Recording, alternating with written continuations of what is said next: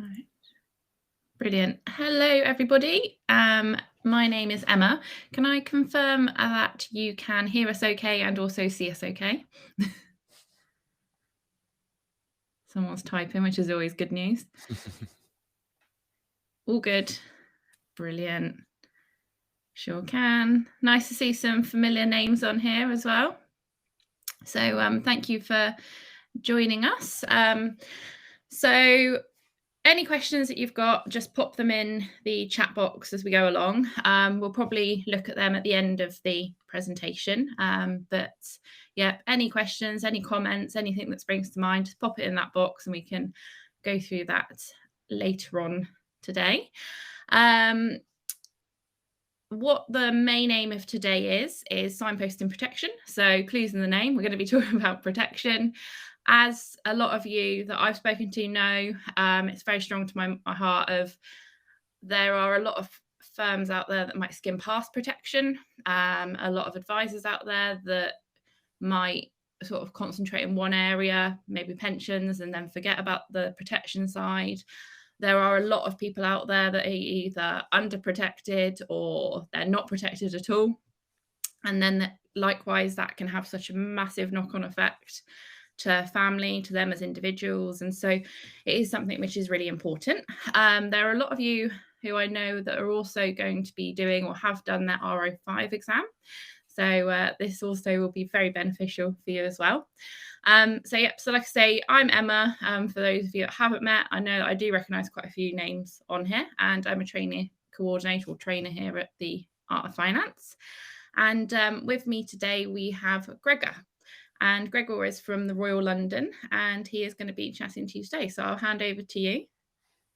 Thank you so much, Emma. And yeah, a warm welcome to everyone today. And thanks again, Emma. Thanks, Jazz, as well for setting our session up. Hopefully, it's going to be an interesting session. I like to think my presentations that I build are relatively exciting. Hopefully, they'll have one or two little things that you can maybe take away and think, actually, didn't know that before, or maybe I did know that, but it just needed a bit of reaffirming that was the case. And as Emma says, what our session today is all about is signposting protection. And I think something that you mentioned a second ago, Emma, which was, we do have a tendency to focus on our specialisms, and we do tend to often continue sort of stay within those little specialisms. And things like protection can often be overlooked, maybe not necessarily spoken about or really looked at. And what I'm going to say today might be a bit controversial, because I would say that it's okay. That can be fine. I think if we're not talking ourselves about protection, or if it's not part of our firm's processes, that is okay. And I know that's quite a controversial thing to say, because what I want to try and emphasize in the session today is, if for whatever reason we're not having the conversation about protection ourselves, can we and should we be ensuring that the conversation happens somewhere down the line, if not with us, if not in your firm, with someone else, a protection specialist? So again, it might not be happening with your firm, but can it happen by somebody else? Can we signpost the client somewhere so that they at least have that conversation ourselves? So again, we're going to go into all of that in the session today. The topic, of course, is write it, refer it, don't ignore, a mantra that I think I've heard quite a lot over the last couple of years. And I quite like it, because it is just that simple way of understanding. If we're not doing it ourselves, can we refer it elsewhere? The main thing is we're not ignoring the protection conversation. And I know from chatting to Emma at the beginning there, I think we'll probably have quite a varied mix of attendees today. Some of you may be power planners, some of you may be admin, some of you may be advisors yourself, or advisors in training. What I want to try and do is keep our session quite broad enough so that it will fit with everybody's specialism. And again, I'm going to keep my eye on the chat box as we go. We'll take questions at the end, but I want to try and get some insight from yourselves as we go. So I'll keep it relatively interactive as much as I can do. So I like to think that our sessions are not just pure CPD-able content. We've got some exciting information and content, or I think it is anyway. But of course, today is a CPD-able session. So to make sure that we are CPD, we've just got 3 learning objectives, nice and straightforward. So firstly, understand the importance of position protection with clients, have a better understanding of the benefits of signposting a client to a protection specialist for protection advice. And also something that you probably have heard a little bit over the last few months, or maybe last year or so, is around this upcoming new consumer duty that the FCA are bringing in. And it's going to be implemented by the end of April next year, but the final rules are going to be announced at the end of July this year. So what I want to do is take a little look at what that new consumer duty is, what it's trying to do, and I guess as well as what it is, what can we be doing now? What can we be doing today so that we ensure that our firms are as ready as possible to prepare for this new consumer duty? So just a bit of a warm up there for what we're going to look at. Again, in the chat box, I'd be really interested to know.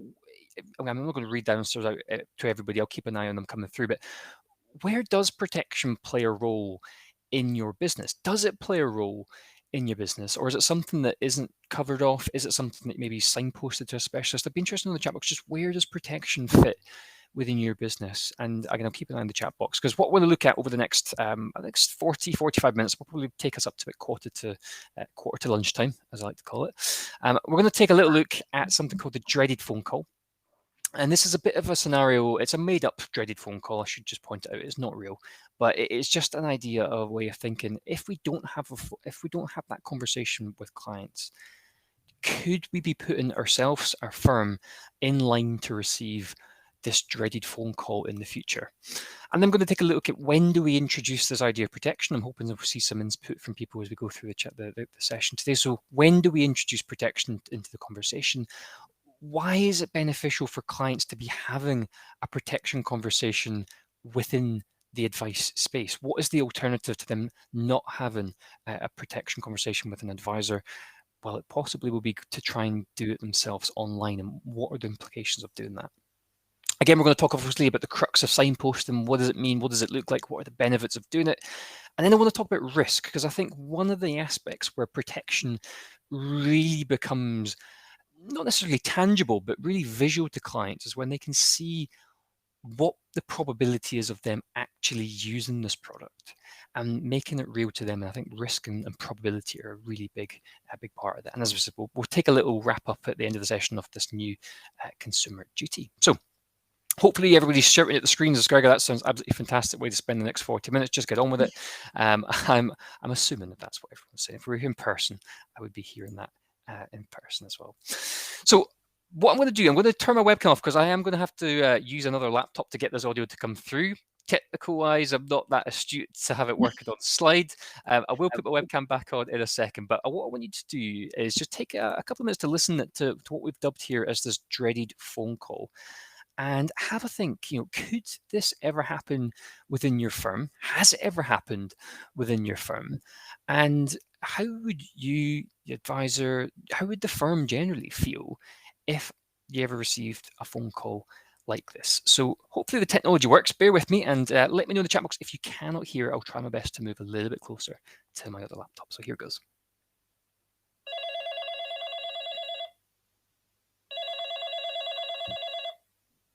Hello, Acme Financial Services. Hi, can I speak to Simon, please? Okay, just putting you through. Hi, Simon speaking. Hi, Simon. It's Jenny Jones here. I don't know if you remember me. You arranged our mortgage about a year ago? Yes, hi Jenny, I remember you. How are you? Well, no good, Simon. My husband Richard has just been diagnosed with a brain tumour and he's really sick. The doctors have told him that he needs an operation and, well, he's going to be off work for quite some time, and I'm actually 8 months pregnant. I've just left work last week for my maternity leave. Oh no, that's terrible. Is there anything I can do to help? Well, our main problem is the mortgage payment we've got to make each month.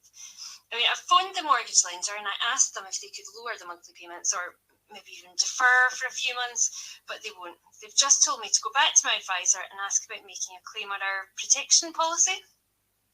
Okay, just a sec. Leave me with this for a second and I'll have a little check through your file. Okay, here we go. I don't think you actually wanted protection insurance. I would have mentioned it when we had first met. Remember when I handed over my business card and disclosure documents right at the beginning? Well, I've got your business card and the other bits of paperwork here, but I don't remember talking about insurance at all, Simon.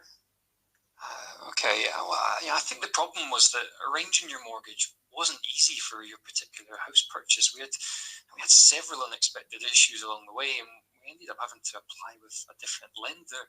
I believe it was because we had problems with the first mortgage application. All the meetings we had together were about arranging the mortgage loan, and as I've said, it was a really difficult case to get over the line.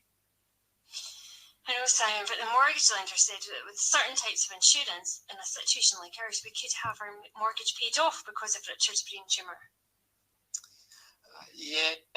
That's called critical illness cover. It's quite expensive.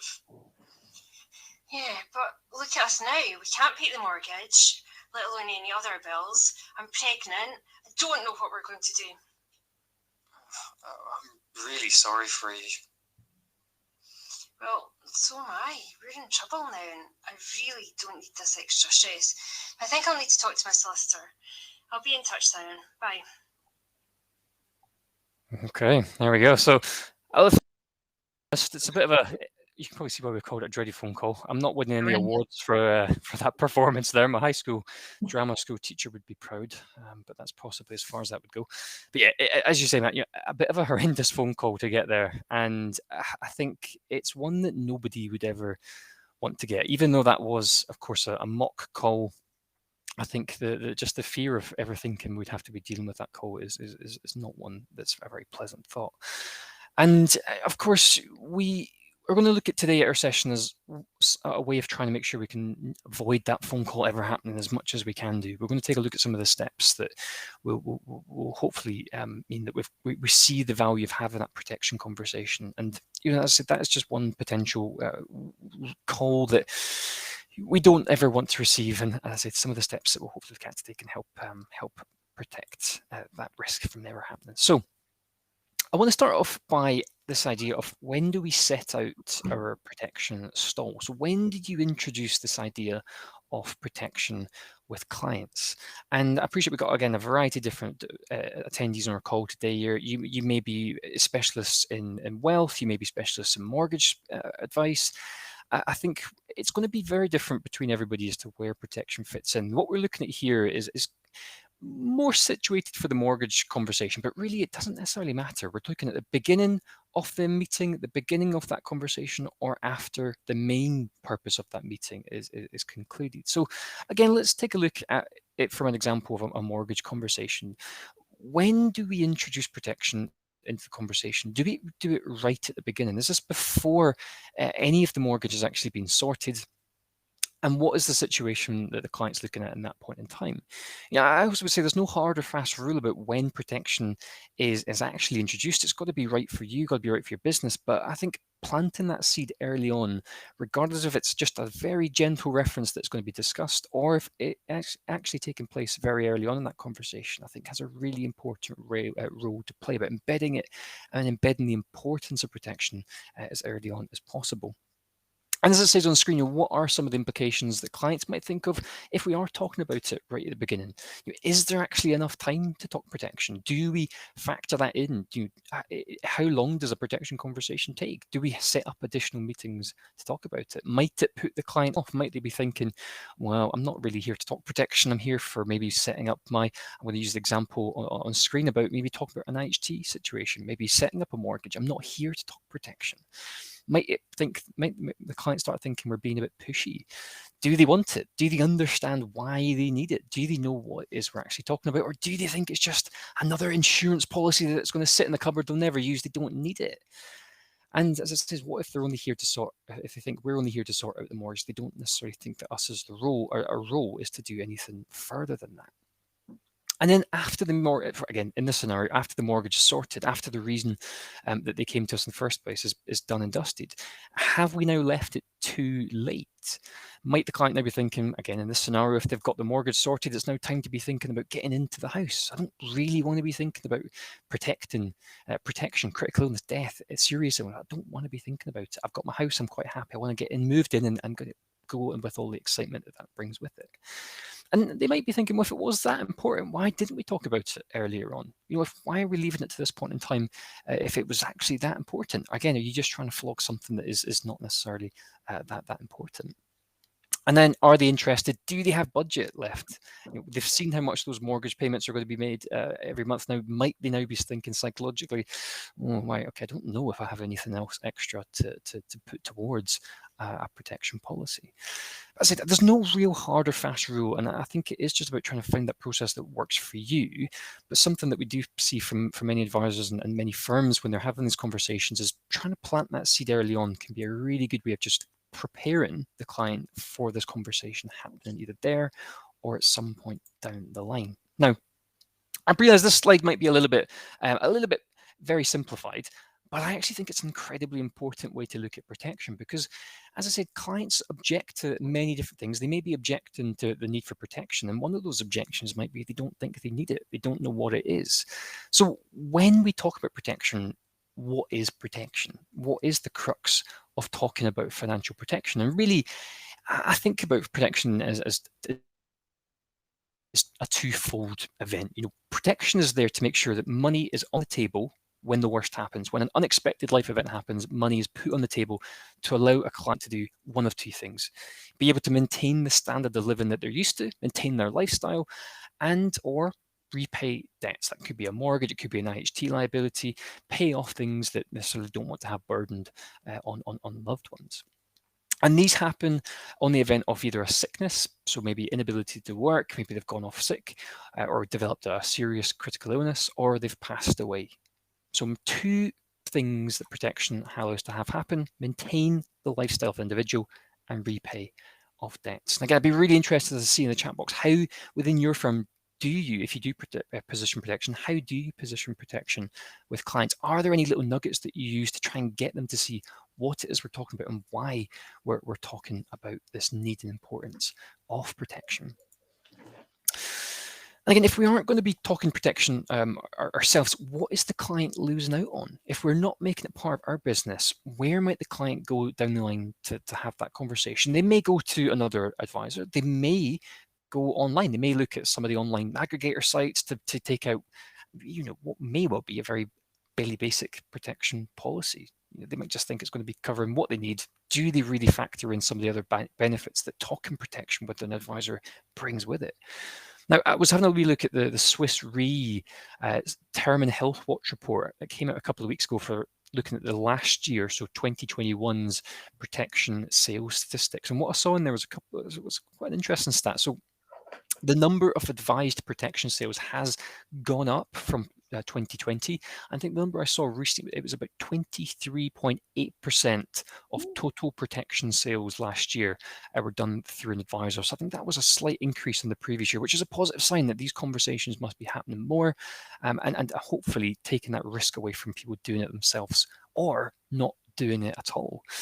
So what I want to demonstrate over the next few slides is this idea that having protection advice from an advisor comes with more than just the benefit that they're getting protected. There are so many additional benefits to having a protection conversation with an advisor. And again, feel free to pop in the chat box, what are the reasons that you think a client benefits from having protection advice via your firm over doing it themselves? What would you say are the top reasons for clients having that conversation with yourselves over them doing it themselves online? Again, what your answers might be similar to what we've got on screen just now. So these are some of the ideas that advisors have said to me while we were looking at researching for this presentation, that these are the benefits that they see clients accessing because they've had a protection advice conversation with an advisor rather than doing it themselves. Now, I like to look at these as the benefits of protection advice quite generally. The benefits that you, the firm, bring to clients over them doing it themselves online. And I guess going back to that point, if we're not talking protection ourselves in our own conversations, we might not be referring protection to a specialist. Where might they end up going? Are they missing out on some of these features and some of these benefits? So I'm going to take a look through some of them. I don't know if we'll go through all of them, but we'll see how we go. So I take responsibility for getting it right. That's the first one up there, top left-hand corner. What's the opposite of that? Well, the opposite of that is the client has the responsibility for getting it right. They've got responsibility for making sure that if they do go online to get a protection policy, might be a bit of life cover, that it is right for them. And I've heard some pretty horrific stories of cases where advisors have gone in and had a look at clients that they've met in the future where they have gone online and it is something completely different that they've got from what they'd expected. Mm-hmm. They take out a little bit of critical illness cover, what they think is critical illness cover, and actually it is something completely different, and it is not fit for what they're actually they intended it to be. I think the one next door to this one, so take tailored bespoke advice. So, protection generally means that the client's getting something that is bespoke to them. And the fantastic jobs that ladies and gents do is all about giving clients that tailored bespoke advice, something that is suitable for their circumstances. I really like this one in the top right-hand corner, which is trusts and guardianship. Now, I think the numbers that I've seen recently are about between 10 and 14% of protection policies are written in trust. And that's with an advisor in question. If an individual doesn't use an advisor to have a protection conversation, you can pretty much write off that ever being placed in trust.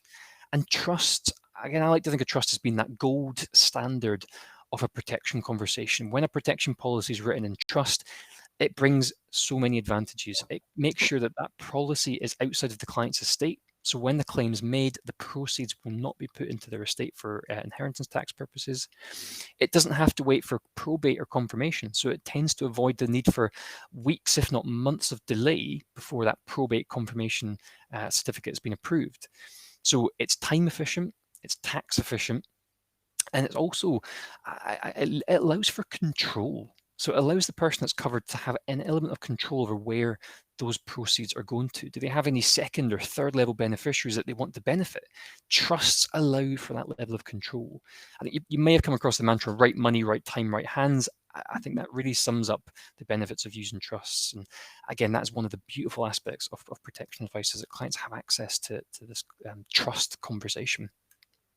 And guardianship as well, it mentions on there, again, guardianship arrangements are another huge opportunity to discuss protecting the next generation. If we've got clients with young families or even older families, what is going to happen to their children if something happened to both parents? And again, that opens up this conversation for not just guardianship or trust, but again, protection quite generally.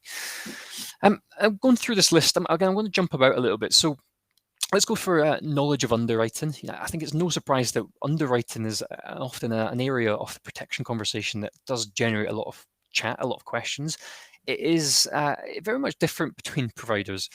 And I think one of the benefits of protection advice is that yourselves, your advisors, your firm has access to dedicated BDMs, not just with Royal London, but with most protection providers. You've got access to find out about the different levels of underwriting available, the different approach that different firms take to underwriting as well. Built-in features and benefits, it goes without saying that 2022, there's probably more bells and whistles on protection policies than ever before. Again, your firm have access to these expert BDMs and providers that can help you understand some of these built-in features and benefits. Another favorite one of mine from this list is feature reviews and maintenance. I think, as the last few years have proved, nothing stays the same for long, does it? And if a client has gone online, got their own protection policy, but their situation's changed, maybe over the course of 2, 3, 4 years, maybe they've started a family, maybe they've got divorced, maybe they've got a new job, is that protection policy still right for them? And if they haven't got any protection, as their life changes, are they now more vulnerable? Are they now more at risk? The benefit of having a protection conversation with an advisor is that it opens up for you and your firm this opportunity to review their situation down the line. Have things changed? If we're reviewing clients annually, biannually, if we're doing a remortgage for a client, can we look at what their existing protection policy is? Does it need to be changed? Does it need to be increased? Does the amount need to be increased? Could we look at adding on children's critical illness cover as an example? Has the child maybe moved out? Is there an opportunity to be discussing a reduction in cover or taking out the child's own cover possibly? Divorce opens up another aspect. We can split policies. If there's been a claim, maybe since you last spoke to a client, have they had to make a claim on a protection policy? Is there an opportunity there to look at protecting the surviving, or even the both families, partners that still remain? So I think future reviews and maintenance do open up this huge opportunity to continue chatting protection down the line, and again, hopefully building that relationship even further. I'm going to jump about a wee bit more. I won't go through too many more, but help with claims, Claims procedures are never a pleasant thing to go through, and hopefully it never has to happen. But I think hopefully with having an advisor in play, clients can be somewhat comforted that if they do need to make a claim, that there's that robust process there, and of course you're able to help them with that. But overarching all of this, I like to think you've got peace of mind. Peace of mind is that one thing that I think will rest assured clients that they have if they're having that protection advice conversation with their advisor. Okay, so obviously the centerpiece of the session today is about signposting protections. I want to take a wee look at this in a bit more detail. Now, I kind of alluded to this earlier on about signposting, and reference to this has been, I think anyway, been made quite prominent in the press over the last couple of years. And it means very much different things to different people. I think signposting protection could simply be making a client aware that we're going to be discussing protection at some point during our meeting. Whether that happens with us or whether it happens with somebody else, it's about planting that seed early on. Maybe sometimes we're dealing with difficult cases. Maybe we cannot deal with that case in our business on its own. Maybe we have to signpost that case to a specialist service. Maybe there's a health issue that we can't deal with ourselves, so we have to signpost it elsewhere. It might even be that we're signposting the client to other services. So this could be things like will writing services, tax advisory services, things that we don't necessarily do in our own business, but we may have to signpost elsewhere. Again, giving clients that, I guess, holistic advice there. And I think one of the things to think about is that all throughout this whole process is about we're trying to do the best for clients. Every firm will be taking this approach, of course. It's about making sure that we're doing it. We've got a duty of care that throughout this entire advice process, we're doing the best for clients. I think, again, going back to a mortgage example, let's think about we've got a client that's just taken on a large secured mortgage debt, and with your help, you've arranged that mortgage. Following that advice, are they now more financially vulnerable than they were before? I guess their objective might have been to make sure they had that home secured. They've got the home and you help them to achieve that objective. But what about making sure they don't lose the home? And that is where protection really comes in and plays a huge role. And I think that role can, as we've seen there, can be either achieved by us ourselves having that conversation in our firms, or by referring it somewhere that they will have that conversation, helping put clients into that, what I often say is an informed position, that they have the opportunity to do something about it. Whether they do or whether they don't, you've put them into that position that's given them that chance to do so. And again, ultimately, if we're not doing it ourselves, we signpost it elsewhere. So why think about signposting? If we're not doing it ourselves, can we at least look at signposting? And there are so many benefits of having a signposting arrangement in place. I think the first and foremost important is that the client's protected. Whether that conversation happens with us or somebody else, the client is protected, or they're having that conversation about the risks that they face, and it's letting them see the risks that they face, helping them nudge along to that idea of getting protection in place. And also, it allows you to focus on your specialist areas. Now, again, I've said we've got a variety of different attendees on our call today. You may have very different specialisms. It might be the case that you don't have the time, the experience, the expertise, the desire to talk protection yourself. And as I kind of said earlier, controversially, that is absolutely fine. Because if we're signposting, it allows you to focus on what you do and what you're good at. What's your specialism? It allows you to spend the time doing what it is, as I said, you are good at. Ultimately, hopefully that means you're continuing to provide holistic advice for clients and reducing the risk of clients doing it themselves online. We looked at some of those benefits of protection advice a wee bit earlier on. Hopefully making sure that they are having that signposting or having that conversation by somebody that is reducing the risk of that happening. And then there's commission splitting opportunities as well. So again, we're not missing out on the commission opportunity that protection conversations do bring. Again, if we are splitting that with somebody, at least we're having some form of benefit from there.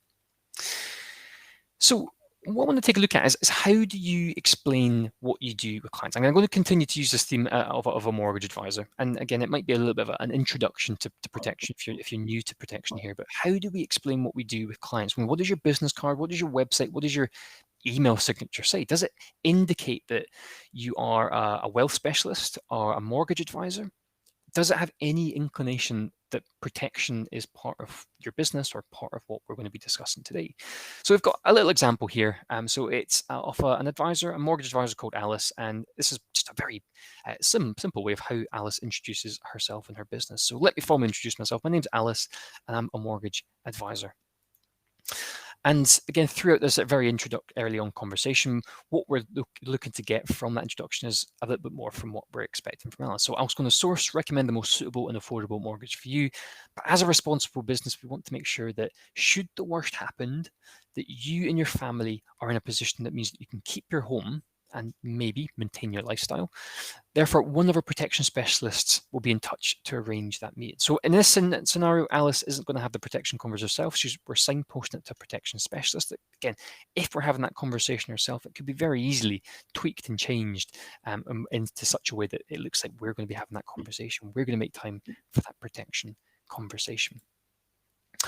And again, I'm going to keep on the theme of the mortgage advice conversation here for a second. And generally, most of the content I usually build in these presentations comes from speaking with fantastic advisors like yourselves. And one of the areas I've had a lot of advisors tell me works really well for them when they're trying to signpost protection is to use it in a conversation that they're going to be having with most mortgage clients.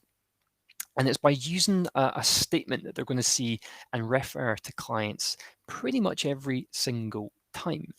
And it's this one here. So your home is at risk if you do not keep up repayments on your mortgage or other loans secured against it. And again, that is an FCA regulatory requirement that is on most of the important documents that clients will receive during that mortgage scenario. Again, we're just sticking to the mortgage theme in this scenario. So what can we then use that FCA regulatory wording to do? Well, could we then ask the client, if your home is at risk if you don't keep up the repayments on your mortgage or other loans secured against it, what are those risks? Can we talk about those risks? And what might those risks look like in a way of being able to stop you from being able to repay those mortgages, those mortgage repayments? And again, we're going to take a little look in a few slides' time about bringing risk to life using one of the really useful tools that we have at Royal London. But before we do that, I want to talk about this thing that we've dubbed the 4 R's at Royal London. And that's not my best pirate attempt, although I realise every time I say it, it does come across like that. So these are the 4 R's at Royal London. And what I like to think of this as being is the benefits that talking protection has to you and your firm. We've talked about the benefits that it has on clients, but actually, what are the benefits that it has for you and your business? So we've got risk, retention, revenue, reputation, 4 areas that I imagine are really critical to everybody's firm. And from a risk perspective, we're actually putting protection on our agenda. We're demonstrating to clients that they do face risks. It allows them to see the risks that they face and hopefully avoids the risk that dreaded phone call we heard at the start ever happens to us. Retention, so was mentioned about tailored bespoke protection advice. When we're building protection solutions for clients, it is tailored for them. And hopefully, if they see that there's that bespoke product that they've got access to, it's built for them. Maybe we're having ongoing conversations, we're reviewing that situation annually. It will help keep them on the books. It lets you see changes that have maybe happened to their life and make changes to that. Again, hopefully keeps them on the books. Makes your advice harder to copy, I would say as well. If it's bespoke and tailored for clients, if it's written in trust, again, I like to pose this question now and then. If you come across a case where you've got a client, they've got a protection policy, it's written in trust, there is maybe a letter of wishes signed and dated, how likely is it that that policy would be rebroked? I would imagine very, very unlikely that a policy like that would be rebroked if it's be seen to be recently looked at, reviewed, in trust, there's trustees, and there's letter of wishes in place. I think it'd be a very difficult one to look at rebroken. And we've got revenue as well. So when we talk about multi-benefit protection solutions, we call them menu plans at Royal London. You can have up to 10 different protection policies in one plan. That mixture of covers hopefully means there's more opportunity to generate more revenue. And then reputation. So again, thinking back to that dreaded phone call, what damage would that have done to that individual's reputation, that firm's reputation, having received that phone call? I think it would definitely be quite a damaging one. But the other aspect of reputation, and this has been the big issue that I've had with protection since I've came into this industry a few years ago, is that it's a very intangible product. You think of a pension, you think of a bank account, you can see it, you can feel it relatively, you can change investments or whatnot. With a protection policy, not only is it a difficult conversation to have, we're talking about death, serious illness, incapacity to work, I guess. It's a difficult conversation, but you cannot see it. So how do we make protection more tangible? And this is where I think some of the features that many protection providers offer these days can go a long way to help them demonstrate the value of protection. And these are things like the added value support services. So these are maybe second medical opinions, dedicated nurses, virtual GPs, mental health support, mental well-being support, rehabilitation and physiotherapy. These are things that, again, from a Royal London perspective, come as standard. There's no cost for using them, and most providers these days offer very similar types of support services for clients. I think, again, it's one way to demonstrate value of the product to client, but also hopefully shows that you as the advisor, the firm, it's not just about that financial payment. There's a much greater side of financial protection about ongoing well-being. So I want to take a little look. I've got about 10 minutes left. I want to have a wee look just now at risk and talking about the chances of claiming on a protection policy. And, I don't want to get too deep into the philosophy, but if we think about, I guess, consciously, subconsciously, we do face risks every day. Some risks we might perceive as quite high risk, and we might choose to avoid them, such as jumping out of a plane with a parachute on your back. Or there might be some low risks that you don't necessarily think about every day, and you don't necessarily worry about them. So I want you to think about this phrase here for a second. So if you made an investment of your life savings, but it came with a 50% chance that you would lose all your money, would you take that chance? I quite like this little phrasing because, again, it links so closely back to protection. Would you take the chance of that happening? So what we've got here, we've got a case study. We've got Marcus and Mia, first-time buyers. They're 34, 32 in the next birthday. In their eyes, they're young, fit, they're healthy. They go to the gym. They've got some pretty good career prospects ahead of them. Do they need to consider the risks that they face, or can they just ignore the risks that they face and just get on with their day-to-day lives? Do they actually face any risks? Well, what are the risks that you face, and what might be a challenge that you receive from a client like Marcus and Mia, who are young, fit and healthy? I don't need protection. It will never happen to me. So what we've got here in these two pyramids, now I'm going to try and read through them as best I can because the text is quite small. Now, on the left-hand side, we've got Marcus's pyramid, and I like to call this the pyramid of doom because it is a little bit of a doom and gloom pyramid.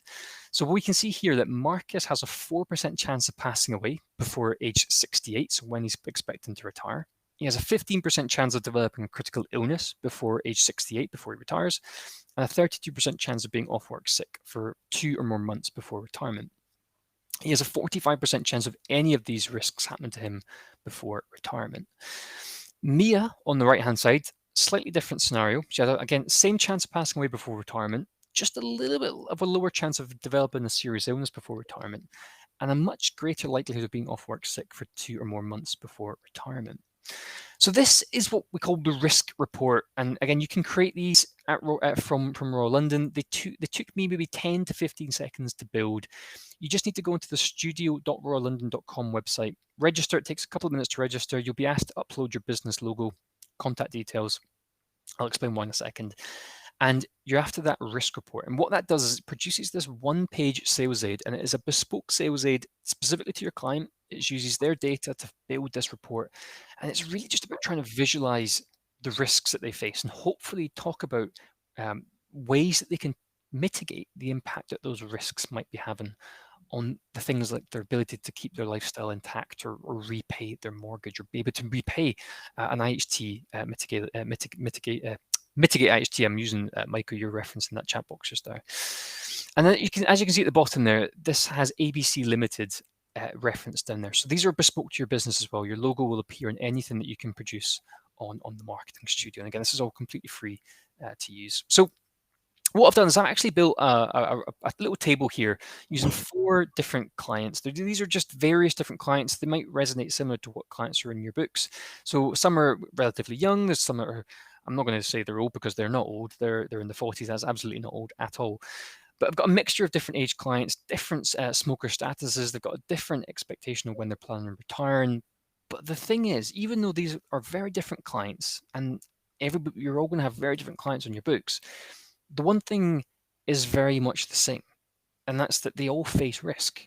Not one of these individuals has no risk of passing away before they retire. None of them has no risk of developing a serious illness or passing away, or being off work sick. Sorry. So, if we're not having that protection conversation with ourselves, is it worth making sure that somebody, again, as I've said a few times today, down the line has this conversation about protection risk and shows clients what risks that they face? So as I'll get to the last bit, I want to take a look, obviously take some questions at the end. So I want to go through this last bit relatively quickly, but it's a really important thing to look at as well. So again, in the chat box, I'd be interested to know, has anybody heard of the new consumer duty? And I'd be surprised if you haven't. It feels as though, unless you've been under a rock the last year, you'll probably seen some reference to it. And if you've not read the, I think it was a 56-page initial consultation paper, or the best-selling sequel to that consultation paper, which was a 243-page report on the feedback from the consultation paper, then I'll try and do my best to summarize it. I'd say, if you're not interested in reading those documents, hopefully this summary is good enough. So, what is this new consumer duty? Well, the new consumer duty is, I think the best way to look at it is in three parts. So the first part of this new consumer duty that the FCA are proposing is coming in from the end of April next year is a new consumer principle. Now, what that principle is going to do is it's going to take the existing principles for business from 11 up to 12. So if anybody's not just sitting their RO5 exam soon, if you're sitting an RO1 exam anytime soon, you're going to see it's going to be moving from 11 up to 12. So that new principle is called the consumer principle, and what it's about doing is really taking, I guess, treating customers fairly to the next level. And you've got to remember that these principles for business are, I guess, fundamental obligations for all authorized firms, and this goes for distributors of products, the manufacturers of products. So it's not just yourselves, it's firms like Royal London and the likes that do have to be looking at their systems and processes as well. So the new consumer principle is about looking at delivering good outcomes for retail customers. And then underneath this new consumer principle, there are three cross-cutting rules. Now, this is, I think, where particular importance is going to be played, particularly in the protection space. Now, the three cross-cutting rules are: firms need to act in good faith towards retail customers, avoid foreseeable harm for retail customers, and ensure that we're able to support retail customers to pursue their financial objectives. And again, just going back to a protection example, so thinking about what do clients want to have happen to that life policy if they pass away? Do they want it to go to their child, or maybe their grandchild, or who not? If we haven't discussed the use of a trust, or they've got no will in place, what's going to happen to that policy? What's going to happen to the proceeds of that policy?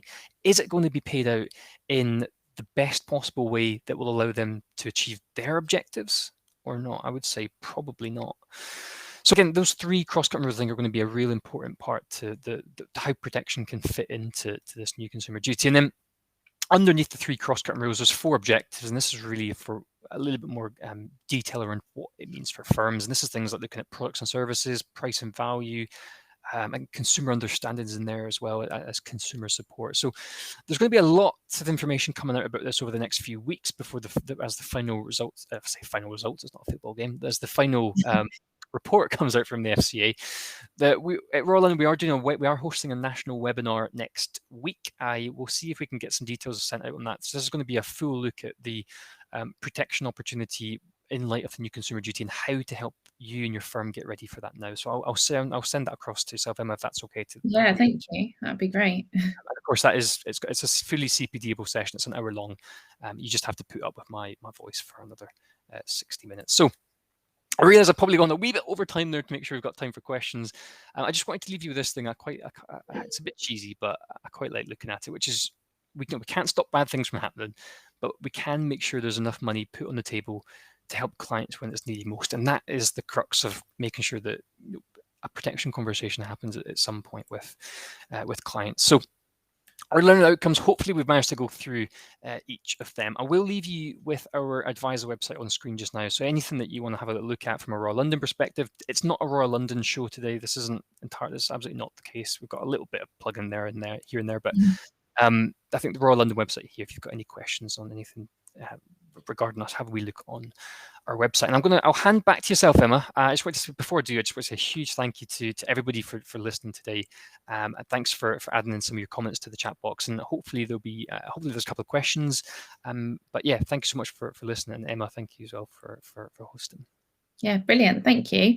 That was really, really insightful. If anyone has any questions, this is your time to jot them down for us to answer them.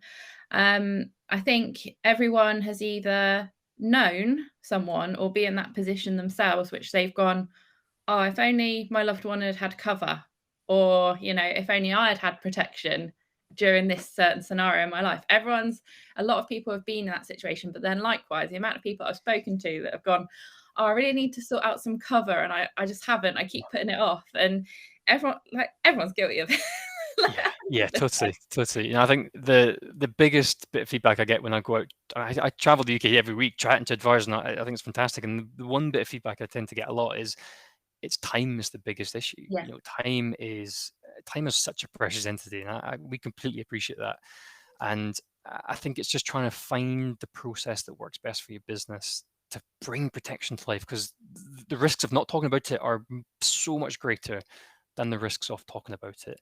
And again, you know, there's not just Royal London, but most protection providers have so many fantastic tools that are available to help try and save a bit of time, to at least not just bring protection to life, but save a bit of time. I think having the visuals in place, it's just so good to show a client, because the amount of times I've sat in client meetings and we've shown a client a visual, be it whether it's to do with when they're going to reach pension age, how much pension they're going to have, or you know, just some stats. It makes you think, and it makes you go, whoa, those figures are high.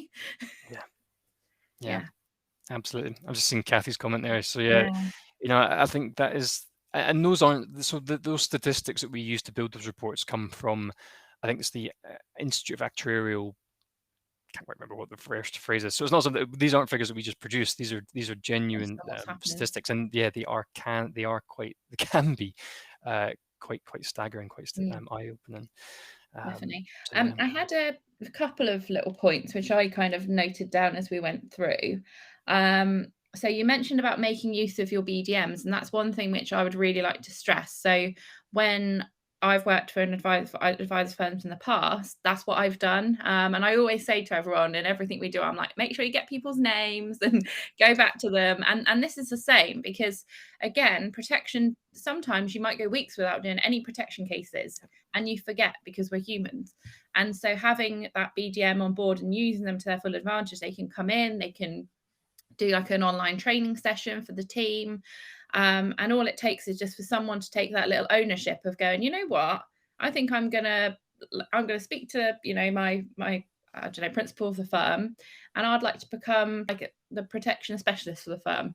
I'd like to take this on board and make sure that everyone's up to date on their knowledge. And, you know, it's definitely an idea that you can kind of push. Like, I've worked for firms before and we've had specialists in different areas, and it's definitely, you know, an idea. So yeah, so I would say have those relationships. Yeah, definitely. I would just say, Emma, on top of that, so there's only 3 numbers that you ever need to have in your phone book from Royal London. It is firstly your BDM. Secondly, you will get a dedicated underwriter with us, and you get a dedicated case manager. So if you've got for any case, every case, you will have that one point of contact. So your dedicated underwriter, dedicated case manager, and your BDM. So 3 numbers you need to have. If you don't have them in your phone book, let me know, and we'll get them in your phone book. Yeah, thank you. And then I also, you mentioned about annual reviews, and I thought to myself, I wonder how many times, I don't know if anyone fancies putting in an honest comment in the box there, but how many times have you done an annual review for a client? You've focused on their pension, how that's performed, or their investments, but you've not actually looked at their protection, or the advisor forgets to look at it because it was, say, done, I don't know, 5 years ago or something. That actually, I don't know how often that protection and whether it's still suitable is reviewed. So again, that might be within your annual review process. If you've got like a tick box, or if you've got it as part of your CRM system, having that additional factor in of check protection. Yeah. So that would... Interesting to that actually as well. I've seen over the last few months the use of cash flow modeling becoming quite a good prompt to top protection. If I don't know what systems you might be using for cash flow modeling, it might vary, but I do know some offer the likes of catastrophe plans. So what would happen What if if you passed away, or scenarios. so those what if scenarios I think can also be a really good prompt to even just remind yourselves to have that protection conversation. Definitely. And then signposting. You said about signposting. So I used to often with advisors that I worked with, again, it depends on the type of advisor, they would like to have an agenda for the meeting. So again, that's always something which you can put in the agenda, and the client always has a copy of the agenda as well. So they're very much aware from the start that this is something that's going to be covered off. That was a little idea which I had. And then the other part was mainly just talking from, because we've got quite a few paraplanners on the call today, and people that might eventually want to become advisors, and we've got a few advisors and administrators as well. Now, from a perspective of a paraplanner, have you got any kind of tips on what they could do in their role to try and kind of make protection more of like a widely spoken area in the business? Yeah, it's a good point, and I think again I would reference back to some of the tools that we have at the Rollin. I think if you are familiar with how some of those tools work, I think actually making the case yourself can be quite powerful. And some of those tools are some are pretty detailed, some are very quite straightforward to use, but I think it's about getting that point across that there may be a need for protection. I think the best thing would be just familiarizing yourself with some of the tools, and it will really help make that case for protection. I suppose saying, "Oh, have you seen this tool? Yeah. I've just found this." Sometimes you could just go, "Oh, I saw that the client doesn't have any protection in place, but they've got a mortgage. I've just run this through the system. Did you want to have a look at it?" Yeah. So that's one area. And also I've said in a roundtable that we had the other day, I said, actually, it's okay to turn to your advisor and say, "Oh, you've not noted down any protection, but they've got this." And Yeah. the advisor will appreciate it, because the advisor can't remember everything all the time. Totally. And so Yeah. I think that would be very invaluable. But yeah, as you say, I think having the confidence to challenge why protection hasn't been discussed, because we've seen, even just through that very short dreaded phone call earlier, I think knowing the opposite of having that conversation, knowing the risks of not having it, I would also far outweigh the risks of actually taking the time to have it. So, making sure that you're confident in just challenging why it's not happened, or can we have it, is, like you say, I think it'll go a really long way. Definitely. And I've just seen Kathy's comment about her guaranteed insurability helped her increase death benefits for a single parent with a terminal diagnosis. That's a really powerful one to use as a case study, actually, Kathy. I think it goes back to, if you could have one conversation about one thing, it opens up a huge avenue of other areas for where protection can play a role. But yeah, no, that is quite a powerful one to look at. Yeah, no, that's brilliant, Kathy, and thank you for sharing all of that, because she was also saying that she checks death nominations, beneficiaries, and trust details, which is really good. That's a really good habit to get into for anyone that isn't. So yeah, brilliant. Thank you. Right, has anyone got any other questions? Oh, Kathy, what's Kathy said? It could. Yeah, definitely. So Kathy said paraplanners could run a few typical quotes each quarter.